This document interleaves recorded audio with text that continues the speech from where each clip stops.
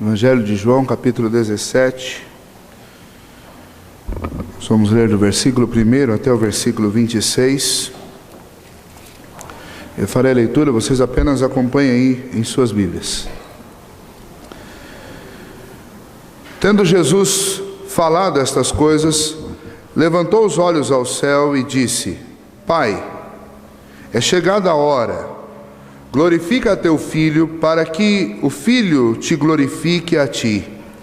Assim como lhe conferiste autoridade sobre toda a carne, a fim de que ele conceda a vida eterna a todos os que lhe deste. E a vida eterna é esta: que te conheçam a ti, o único Deus verdadeiro, e a Jesus Cristo, a quem enviaste.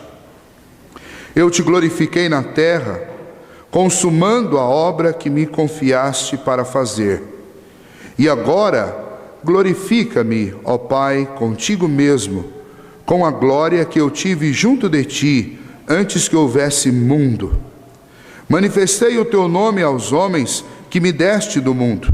Eram teus, tu os confiaste, e eles têm guardado a tua palavra.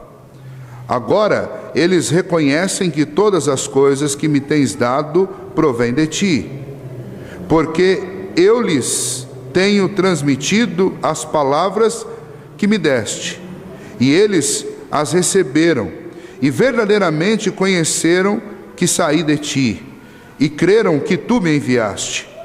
É por eles que eu rogo. Não rogo pelo mundo, mas por aqueles que me deste, porque são teus. Ora, todas as minhas coisas são tuas, e as tuas coisas são minhas, e neles eu sou glorificado. Já não estou no mundo, mas eles continuam no mundo. Ao passo que eu vou para junto de ti. Pai Santo, guarda-os em teu nome, que me deste, para que eles sejam um, assim como nós. Quando eu estava com eles, guardava-os no teu nome, que me deste, e protegi-os, e nenhum deles se perdeu, exceto o filho da perdição, para que se cumprisse a Escritura. Mas agora vou para junto de ti, e isto falo no mundo, para que eles tenham o meu gozo completo em si mesmos. Eu lhes tenho dado a tua palavra, e o mundo os odiou, porque eles não são do mundo, como também eu não sou. Não peço que os tire do mundo, e sim que os guardes do mal. Eles não são do mundo, como também eu não sou. Santifica-os na verdade. A tua palavra é a verdade. Assim como tu me enviaste ao mundo, também eu os enviei ao mundo. E a favor deles eu me santifico a mim mesmo, para que eles também sejam santificados na verdade. Não rogo somente por estes, mas também por aqueles que vierem a crer em mim, por intermédio da sua palavra, a fim de que todos sejam um. E como és tu, ó Pai, em mim, e eu em ti, também sejam eles em nós, para que o mundo creia que tu me enviaste. Eu lhes tenho transmitido a glória que me tens dado, para que sejam um, como nós o somos. Eu neles e tu em mim, a fim de que sejam aperfeiçoados na unidade, para que o mundo conheça que tu me enviaste e os amaste, como também amaste a mim. Pai, minha vontade é que onde eu estou, estejam também comigo os que me deste, para que vejam a minha glória que me conferiste, porque me amaste antes da fundação do mundo. Pai justo, o mundo não te conheceu, eu, porém, te conheci, e também estes compreenderam que tu me enviaste. Eu lhes fiz conhecer o teu nome, e ainda o farei conhecer, a fim de que o amor com que me amaste esteja neles, e eu neles esteja. Vamos orar mais uma vez. Senhor Deus, nós te agradecemos por esta oração lindíssima, belíssima, talvez a mais bela de todas as orações que foi feita pelo teu Filho. E nós suplicamos agora, Deus, que o Senhor nos ensine através desta oração, e que a palavra do Senhor possa trazer vida, fervor, possa trazer ânimo, salvação às nossas vidas e à vida daqueles que ainda não te conhecem. Pedimos isso a Ti em nome do Teu Filho Jesus. Amém. Esta oração, uma oração registrada por João, uma oração feita pelo Senhor Jesus. Quando Jesus fez esta oração, Ele tinha terminado de cear com os seus apóstolos, Ele tinha declarado sua missão, Ele tinha cumprido quase toda a sua missão, Ele estava cercado por amigos, e depois de ter ceado com seus amigos, e também de Judas, o traidor, ter sido declarado, o Senhor Jesus se afasta daquele grupo e ele tem a oportunidade, talvez num daqueles cômodos da casa onde foi celebrada a última ceia com Jesus, ele se dirigiu ao Pai e fez essa oração. Nós não sabemos quantos estavam com ele, mas pelo menos João com certeza estava, porque é o evangelista João que relata esta oração. E esta oração, ela tem um conteúdo maravilhoso. Do versículo 1 ao versículo 15, Jesus orou por si mesmo e ele disse ao Pai que ele concluiu sua obra, sua tarefa aqui na terra. Do versículo 6 ao versículo 19, Jesus ora pelos seus discípulos, pedindo que Deus os guarde e que Deus os santifique.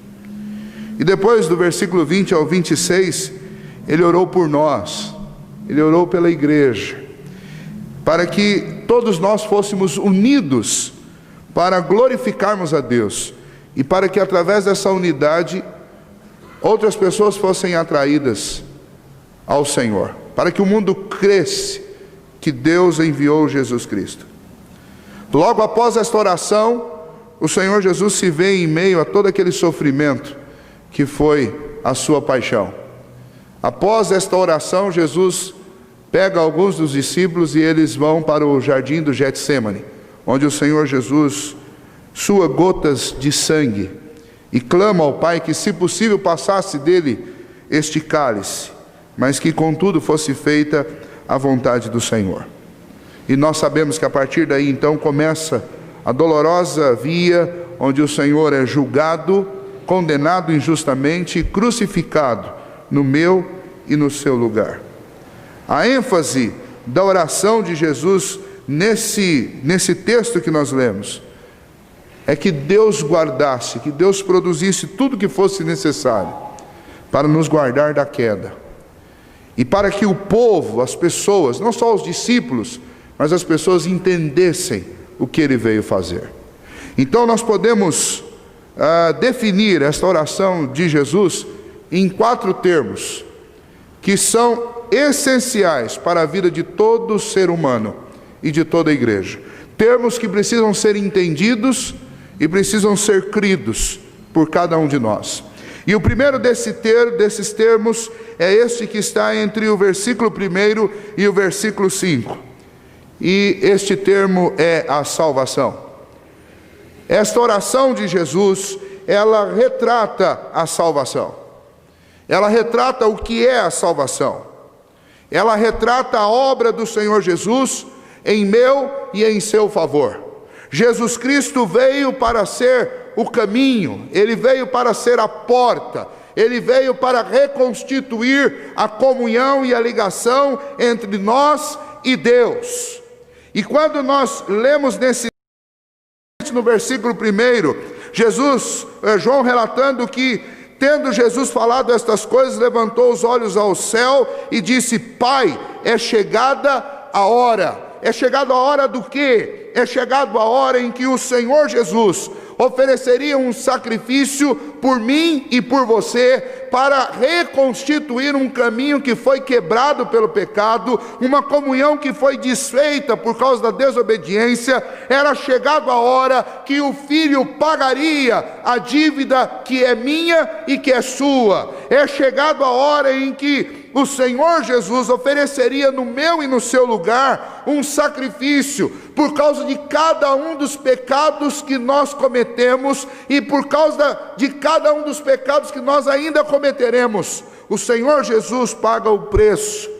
A cruz é o instrumento pelo qual este preço é pago, mas a cruz também é o instrumento pelo qual o Senhor Jesus pede que Deus glorifique a Ele. O versículo, na sequência do versículo 1, ele diz: glorifica a teu Filho, para que o Filho te glorifique a ti. Então, salvação consiste no fato em que toda glória, toda honra é dada ao Senhor, porque Ele amou o mundo de tal maneira que deu o seu Filho, para que todo aquele que nele cresce não morresse, não perecesse, mas tivesse a vida eterna. E o Filho foi obediente ao Pai, obediente ao ponto de ir para uma cruz, pagar uma dívida que era minha e sua. Talvez você nunca compreendeu isso, porque talvez você nunca parou para pensar o tamanho da dívida que nós temos para com Deus. Mas se você pudesse, se nós pudéssemos nos lembrar de cada um dos nossos maus pensamentos, desde quando nós tomamos consciência deles, cada uma das nossas palavras erradas, mentirosas, invejosas, jactanciosas, orgulhosas, maliciosas, desde quando nós podemos tomar conhecimento das nossas palavras? Se você pudesse se lembrar de cada uma das tramas que você fez desde o começo da sua vida, se você pudesse se lembrar de cada uma das vezes que você falou sem pensar, se você pudesse lembrar, se nós pudéssemos lembrar de cada uma das vezes que nós ofendemos as pessoas, mas mais ainda do que isso, se nós pudéssemos lembrar de cada uma das vezes que nós ofendemos o próprio Deus por não fazermos aquilo que Ele se agrada, aquilo que Ele declarou na sua palavra por ser algo bom, por ser aquilo que Ele espera de cada um de nós, talvez nós pudéssemos entender o tamanho da dívida que foi lançada sobre Cristo. Mas nessa oração o Senhor Jesus disse: é chegada a hora de eu consumar esta salvação que o Pai preparou e que eu vim realizar. Então Jesus Cristo também mostra para nós nessa oração qual que era a essência dessa salvação. Ele mesmo recebeu, versículo 2 e 3, ele recebeu da parte do Pai autoridade para conceder vida. Por quê? Porque aqueles que vivem no pecado estão mortos. O apóstolo Paulo, lá em Efésios capítulo 2, ele diz que todos nós andamos outrora, antes de Cristo Jesus, nós andamos segundo o curso deste mundo, escravizados ao pecado, completamente viciados no pecado, de tal maneira que ele nos regia a vida, ele dominava a nossa vida, e por causa disso, nós caminhamos para a morte. E o Senhor Jesus no versículo 2 aqui, ele afirma que o Senhor lhe concedeu a autoridade para conceder a vida eterna. Ninguém mais no universo tem autoridade de dar vida eterna para ninguém, e nem poder para fazer isso. Mas o Senhor Jesus afirma a respeito dele mesmo, que ele recebeu essa autoridade do Pai. Então, sabe do que nós estamos falando quando nós falamos de salvação? Do que esse texto está falando quando esse texto fala de salvação? Esse texto está falando de vida eterna. E tem dois aspectos especiais da vida eterna. Nossa mente não consegue entender o que é eternidade, então a gente usa subterfúgios para tentar esclarecê-la. E aí nós dizemos: o que é vida eterna? É viver para sempre sem nunca morrer. Ok, mas isso ainda é pouco perto do que é vida eterna. Um outro aspecto que nós raramente pensamos a respeito do que é vida eterna é o aspecto não do cumprimento dela, mas é o aspecto da sua largura. Vida eterna é uma vida tão abundante, é uma vida tão completa, é uma vida tão cheia, que ela não pode ser descrita. Não tem como descrevê-la. Por isso que o céu foi descrito por João de uma maneira poetizada como sendo um lugar em que ouro só serve para fazer rua, e que pedra de cristal, as pedras preciosas que nós temos, só servem para substituir o lugar das pedras que são usadas no concreto, ou no máximo para enfeitar o muro. E quando João fazia isso, João estava querendo descrever a plenitude da alegria e da bem-aventurança que é experimentar esta vida que Cristo dá.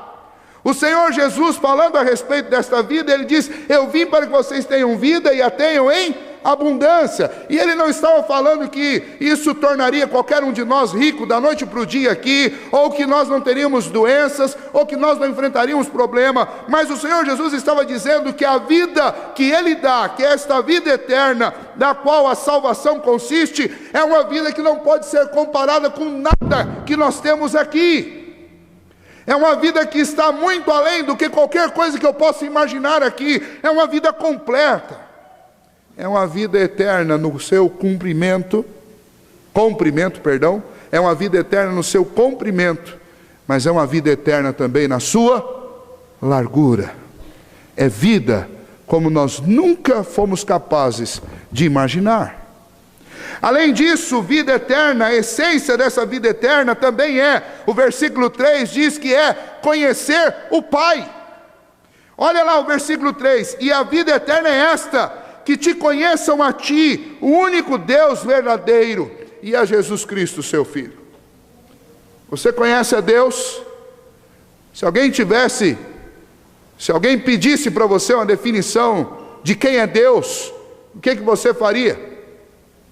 Se você tiver guardado a definição do breve catecismo, de catecismo maior, você vai responder: olha, Deus é um Espírito infinito, que existe em 3 pessoas, Pai, Filho e Espírito Santo, as 3 pessoas de igual essência, as 3 pessoas com funções específicas, e você iria fazer essa descrição.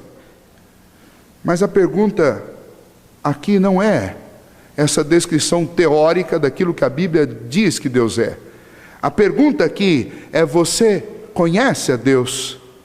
E este conhecer, nós temos uma dificuldade muito grande quando nós lemos o Novo Testamento, porque o Novo Testamento usa algumas palavras que, quando foram escritas, elas foram escritas por um judeu que estava pensando como judeu, mas tinha que escrever com grego.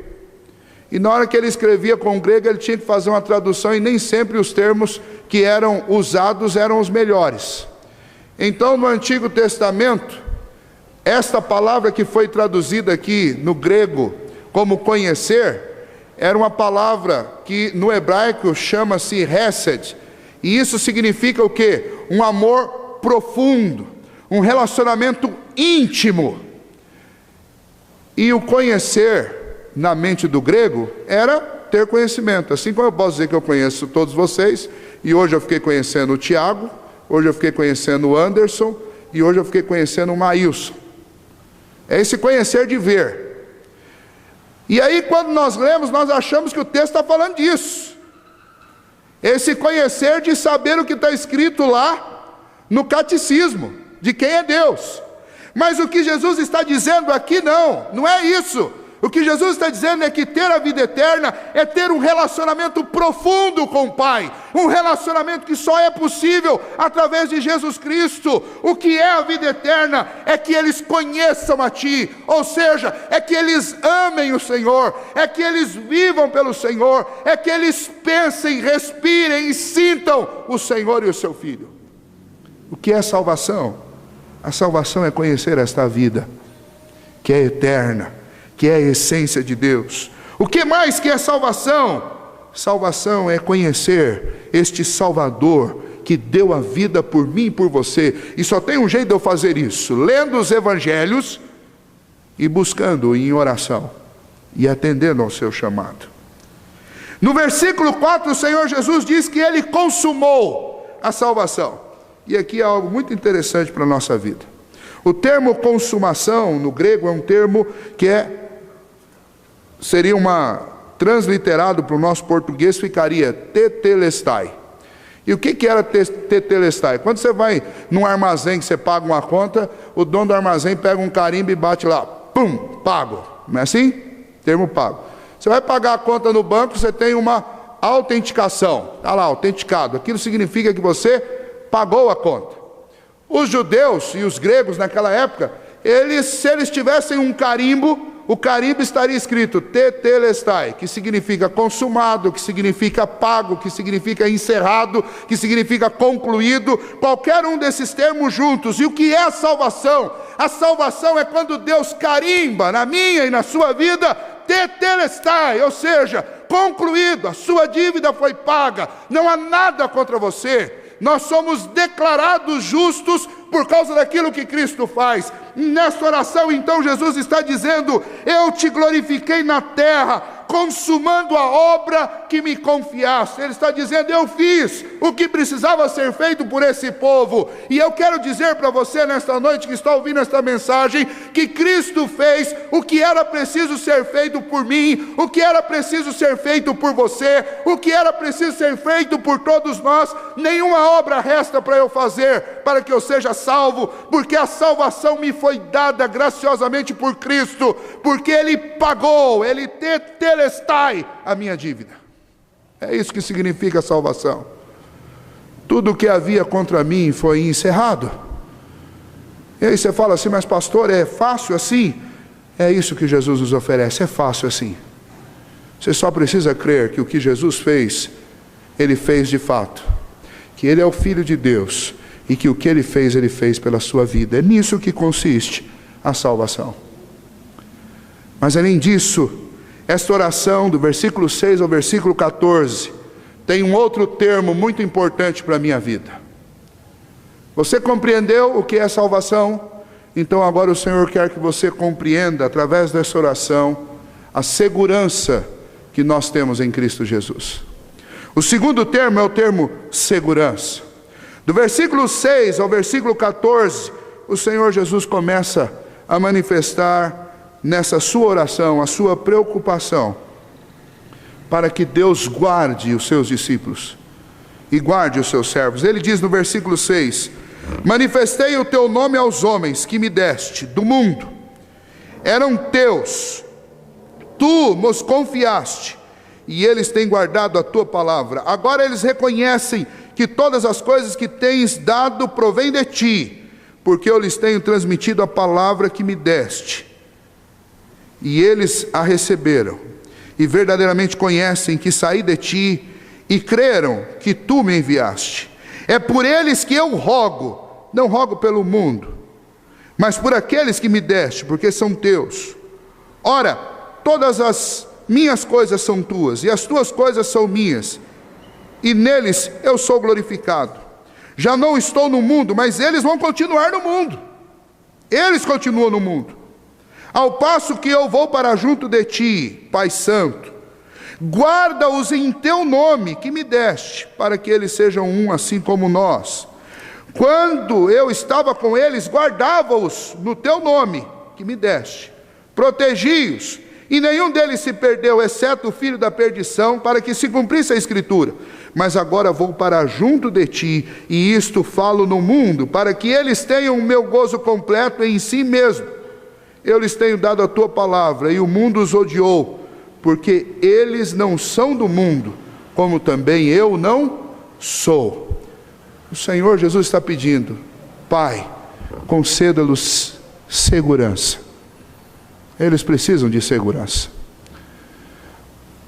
Um dos maiores dramas que eu já vivi e compartilhei, e até hoje vejo muitas pessoas vivenciando dentro da igreja, é o drama da dúvida a respeito da salvação. E em que consiste esse drama? Consiste nas pessoas acharem que hoje elas estão salvas, e aí amanhã ou depois elas tropeçam em alguma coisa e elas começam a ter dúvidas sobre a sua salvação. Isso é fruto de dois equívocos. Primeiro, de você achar que quem ganhou a salvação foi você, por seus próprios méritos. Segundo, é o de achar que Deus é criança, que Ele te dá um negócio hoje e amanhã ele chega e te toma.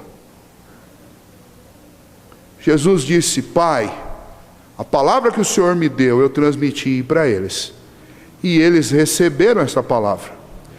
Todos os que o Senhor me deu, que o Senhor me confiou, eu os garanto.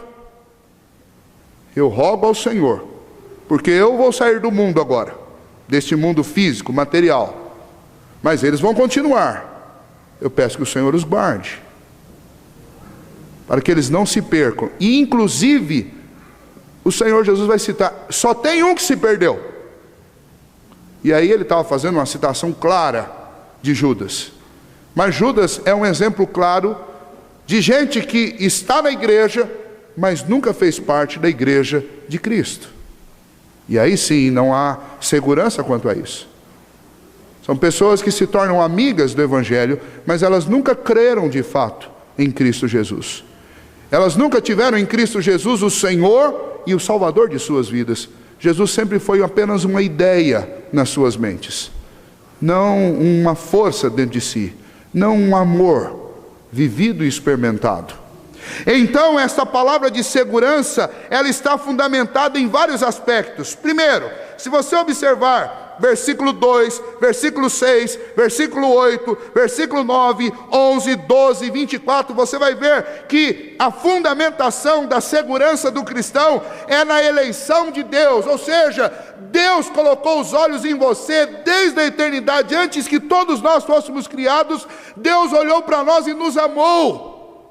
E Deus fez isso por milhões e bilhões de pessoas. Nós não sabemos, talvez tenha feito isso por muito mais gente do que nós imaginamos. Nós não temos como saber disso, mas nós sabemos de uma coisa. Nós sabemos, conforme Romanos capítulo 8, que aqueles que Deus de antemão amou, a esses Deus também predestinou, e aos que predestinou, a esses justificou, e aos que justificou, a esses também chamou, e aos que chamou Ele também glorificou. Ou seja, esta obra foi realizada na eternidade, antes que sol, antes que lua, antes que todos os astros, antes que a terra fosse formada. Deus já te amava, e Deus já tinha escrito a minha e a sua história, e Deus já tinha reservado na minha e na sua vida um dia específico, uma hora marcada, para que nós conhecêssemos o amor dEle.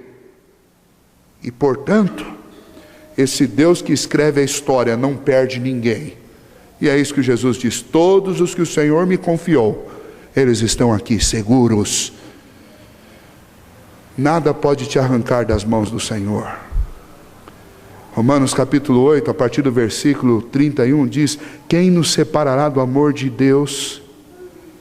A altura, a profundidade, as coisas do presente, do passado, as coisas do futuro, os principados, potestades, e começa a citar uma série de coisas, e lá ele depois diz assim: olha, ninguém nos separará, nem a morte, nem a vida, nada pode nos separar do amor de Deus que está em Cristo Jesus. Isso significa segurança. Nossa segurança se baseia no cuidado de Jesus conosco. Nossa segurança se baseia na intercessão que Jesus faz diante de Deus, inclusive nesta oração, pela minha e pela sua vida. Você já imaginou? Nós sempre imaginamos que algumas pessoas podem orar por nós, mas você já imaginou que o próprio Senhor Jesus orou e intercede até hoje por você? Talvez você tenha alguma dúvida ainda sobre a sua salvação, porque você não imaginou que quem está intercedendo diante de Deus por ela é o próprio Pai, é o próprio Filho de Deus, perdão. Quem intercede diante do Pai é o próprio Filho, por mim e por você. Então não deixa o diabo chegar lá na sua mente, lá no seu coração, na sua alma, dizer assim: você está perdido. É igual, já virou título de filme, né? Eu sei o que você fez no verão passado. Não deixa o inimigo chegar e falar para você: eu sei o que você fez esses dias. Eu sei o que você disse. Eu sei. Você pode dizer assim: você sabe de muitas coisas, mas talvez você ainda não saiba que o Filho de Deus deu a vida dele por mim na cruz do Calvário.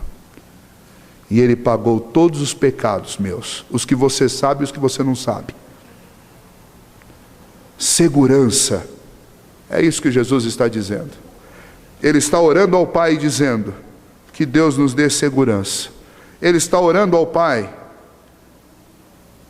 dizendo que Ele nos concedeu através do seu sacrifício de salvação. Terceiro termo desta oração para nós é a palavra santificação, é a palavra santidade. Do versículo 15 a 20 é algo muito interessante. Ele diz assim: não peço que os tire do mundo, e sim que os guarde do mal. Eles não são do mundo, como também eu não sou. Santifica-os na verdade, a tua palavra é a verdade. Qual o propósito da continuação da nossa vida a partir do momento que eu conheço a Cristo, a partir do momento que eu tenho segurança? Não é, com certeza, se isolar, porque Jesus não veio aqui viver num gueto isolado. Jesus não fundou uma panelinha para ele ficar no meio, sem se envolver com ninguém. Muito pelo contrário. Jesus saiu pela Palestina. Nos 3 anos do seu ministério, ele juntou um grupo, que era um grupo muito contestável aos olhos de muitas pessoas. Porque nesse grupo que ele juntou, tinham pescadores simples, homens sem grande formação, sem grandes capacidades intelectuais.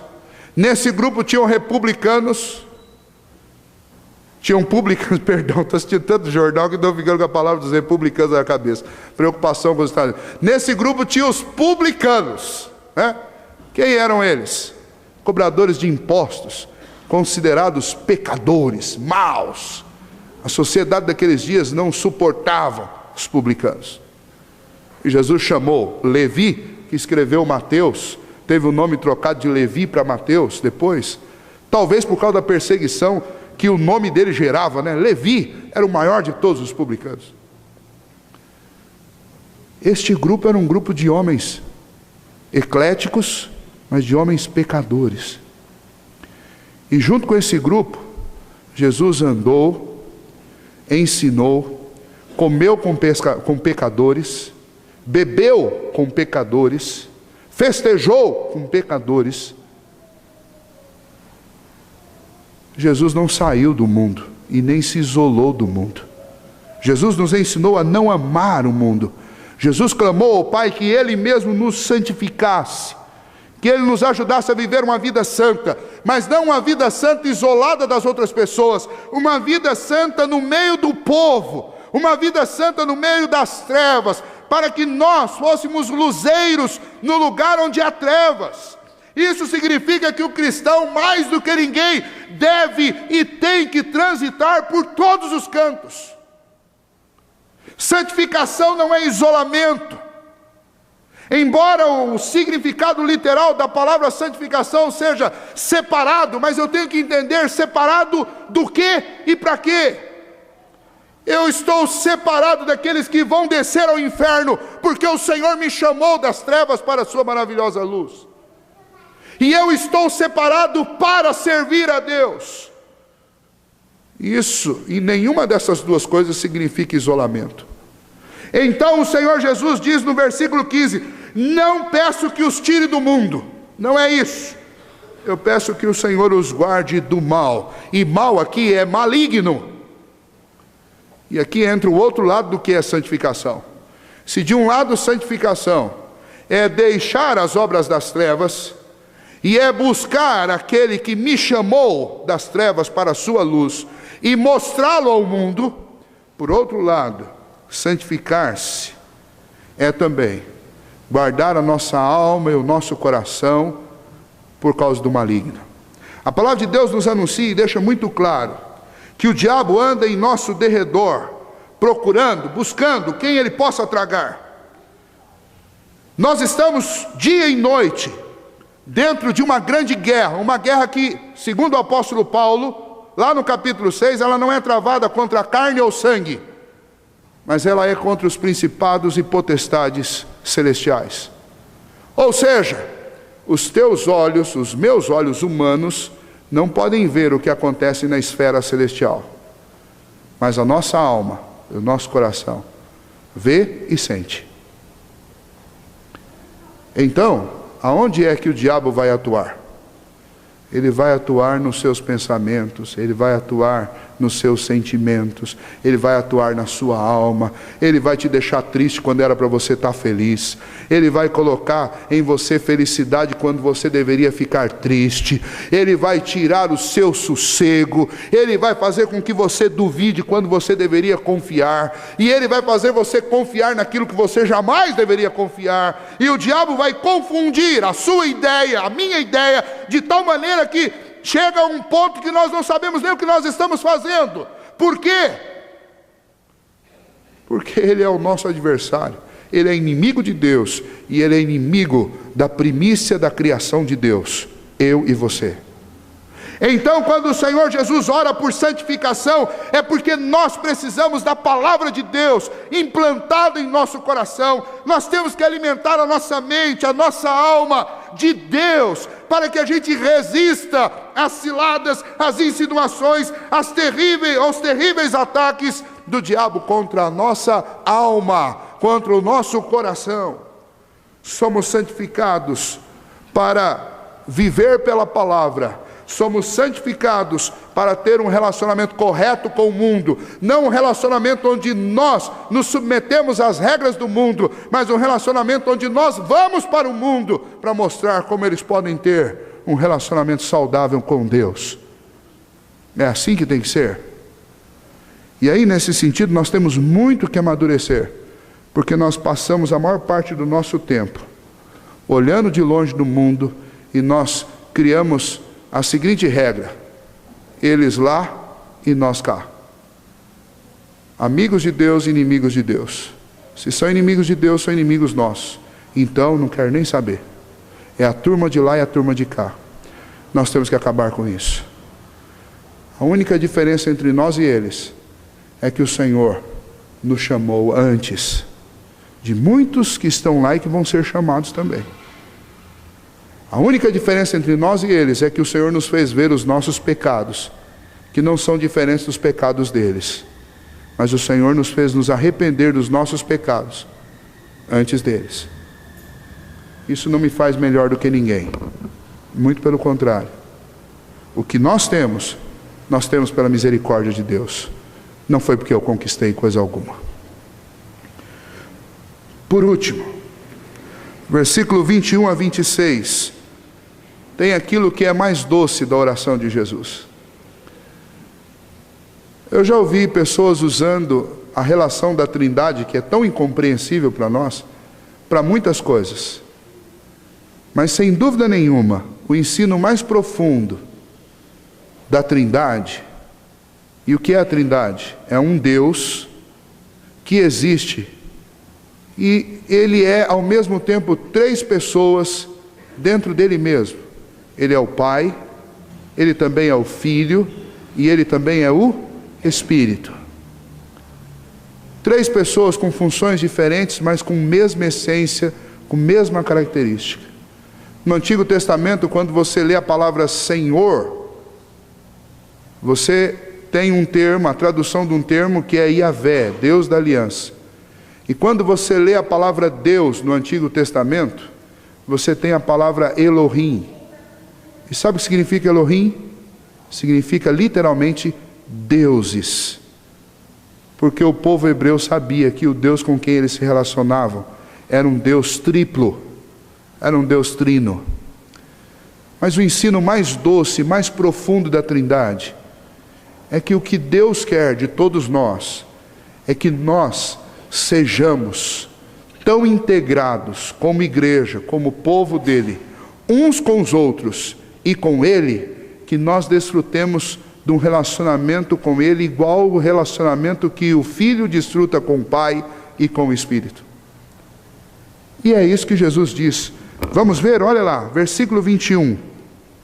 A fim de que todos sejam um, e como és tu, ó Pai, em mim, e eu em ti, também sejam eles em nós, para que o mundo creia que tu me enviaste. A Trindade sempre vai ser Trindade, nunca vai ter uma quarta pessoa na Trindade. Mas Deus convida todos nós, através de Cristo Jesus, a participarmos desta unidade, desta comunhão. Tem coisa mais bela do que isso? Este é o convite mais profundo e é o convite que nos leva para mais perto de Deus, que foi feito em todas as Escrituras. É quando Deus pede ao Pai: Pai, junta esse povo, unifica esse povo, de tal maneira, entre eles e conosco, para que nós sejamos um só. Porque se isso acontecer, Pai, o mundo vai crer que Tu me enviaste. Em outras palavras, Jesus pediu isso, porque a igreja tem que ser um só rebanho, a igreja tem que ser uma só família. A unidade da igreja é o desejo direto de Cristo Jesus. Você fala assim: quantas coisas o Senhor Jesus desejou para a igreja? Há várias, mas talvez a principal delas está aqui. Jesus desejava que nós fôssemos um. Mas quando você olha para a pessoa do teu lado, aí você pode pensar nisso agora. Jesus quer que eu seja um com você. Eu vou citar alguns nomes aqui, não tem nenhum motivo especial, mas só para ilustrar. Jesus quer que eu seja um com o Toninho, que eu e o Toninho sejamos um com o Hugo, que está logo ali na sequência, que nós sejamos um com o Betão. Vou pegar os homens aqui, vamos fazer um negócio meio machista aqui um pouquinho, né? Eu seja um com o Betão, nós sejamos um com o Sonilson, que está lá atrás, com o Jonas, que está lá atrás. Deus quer que nós sejamos um só povo, que nós estejamos tão ligados uns aos outros, que quando eles se refiram a nós, eles não consigam discernir quem é quem. Eu falo: é uma família só lá, não dá para saber quem é quem, eles só andam juntos, eles estão o tempo todo juntos. É isso que o Senhor quer de nós. E o Senhor Jesus termina esta oração maravilhosa dizendo isto. Agora, em vez de perguntar para mim assim: mas para Deus fazer isso só se acontecer um milagre. O milagre já aconteceu. O milagre já aconteceu. O milagre aconteceu quando o próprio Filho de Deus deixou a sua glória e veio habitar aqui entre nós para nos resgatar, para nos salvar. O milagre aconteceu quando o Filho de Deus entregou a vida dele na cruz por mim e por você. O milagre aconteceu no dia em que o Espírito Santo entrou no meu coração e no seu coração e convenceu-me de que eu era um pecador e que eu precisava desesperadamente de Cristo. O milagre aconteceu quando eu fui salvo. O milagre aconteceu quando eu fui seguro, quando eu fui colocado num lugar de segurança por Deus. O milagre aconteceu quando Deus começou um processo de santificação na minha vida. E o milagre acontece a cada momento, quando nós entramos aqui e nos reunimos para louvar a Deus, porque o mesmo Espírito que está no meu coração é o Espírito que está no seu coração, porque a mesma verdade que move a minha vida é a verdade que move a sua vida, porque o mesmo amor que me chamou para perto de Deus é o amor que chamou todos nós, e não há motivo para nós estarmos separados. Esse é o desejo de Jesus. Essa também é a causa da nossa origem espiritual. Deus nos salvou para sermos um povo só, para sermos uma só família. Esta é a causa da nossa missão no mundo. Qual que é a missão da igreja no mundo? A missão da igreja no mundo é apontar os erros do mundo? É apontar os pecados dos homens? Não. A função da igreja no mundo é mostrar que Jesus Cristo é o Senhor e que nele há salvação para todo aquele que nele crer. E todo aquele que nele crer não perece, mas tem a vida eterna. E todo aquele que crê e tem a vida eterna passa a se tornar membro desta família. E nós somos um grande corpo, do qual Cristo é a cabeça. Por isso aqui não tem ninguém melhor ou maior do que ninguém. Aqui nós somos todos iguais. E lá em Atos 2, quando a igreja pregou esta palavra ao mundo, o mundo foi impactado, porque era um mundo dividido por castas, por preconceitos, por raças, por uma série de problemas. E quando a igreja anunciou que em Cristo Jesus nós somos todos um só povo, esta mensagem trouxe alívio para o coração das pessoas. A unidade também ela é porque lá no céu, o nosso destino eterno é sermos uma única família. Essa é uma coisa que poucas vezes nós paramos para pensar. Já parou para pensar? Eu vou deixar o meu sobrenome Heller para trás. Você vai deixar, vou citar alguns que eu vou lembrar aqui. Você vai deixar o sobrenome Camargo para trás, sobrenome Iglesias. Iglesias é sobrenome? É sobrenome, né? Vai deixar o sobrenome Iglesias para trás. Vai deixar o sobrenome Zacarias para trás, está aqui, Zacarias. Vai deixar o sobrenome Moura para trás, o sobrenome Misel para trás. Esses sobrenomes todos vão ficar para trás. Ferrari vai ficar para trás. Esses sobrenomes todos vão ficar para trás. Porque lá no céu nós vamos ser uma única família. E não vai ser por uma semana, como na colônia de férias, quando você tira férias com outra família. Não, vai ser por toda a eternidade. O único sobrenome nosso será Cristo. Então, deixa eu dar um conselho. Ou a gente aprende a viver unido aqui, ou é melhor você nem querer ir para o céu. Porque lá no céu, a gente fala assim: pastor, eu queria ir para o céu. Se eu tiver um barraquinho lá no céu, não tem problema. Uma barraca no céu já é uma bênção. Não, você vai morar numa mansão no céu. A única coisa que você precisa saber além disso é que nessa mansão vão morar todos os outros juntos. Então não tem 1000 casas no céu. No céu tem uma casa só. E é a casa do povo que foi lavado e redimido no sangue do Cordeiro. Se você tem alguma dificuldade de viver em família, meu querido, você está com um problema muito sério. Se você tem certeza que é um salvo, você vai ter que aprender a viver em família. Por isso que lá em casa, quando vem o povo para Itapeva, a gente faz questão que fique tudo lá. Pode encher, não tem problema. Aí tem que se acostumar. Porque no céu nós vamos ser uma grande família. A igreja é uma grande família. E eu gostaria de encerrar esta palavra dizendo que Jesus encerrou a oração sacerdotal, maior oração registrada, feita por Jesus nas Escrituras. Ele encerrou exatamente falando sobre unidade. Então, quando nós pregamos o Evangelho, nós todos temos que almejar, entre tantas outras coisas, nós temos que almejar ser uma grande família, vivermos em unidade. É para isso que o Senhor Jesus nos chamou. É para isso que o Senhor Jesus chamou você, me chamou, e é para isso que Jesus está chamando tantas pessoas para formar essa grande família, que é a família daqueles que creem em Jesus Cristo. Que Deus nos ajude a considerar esses 4 termos essenciais para a nossa vida: salvação, segurança, santificação e unidade. Amém?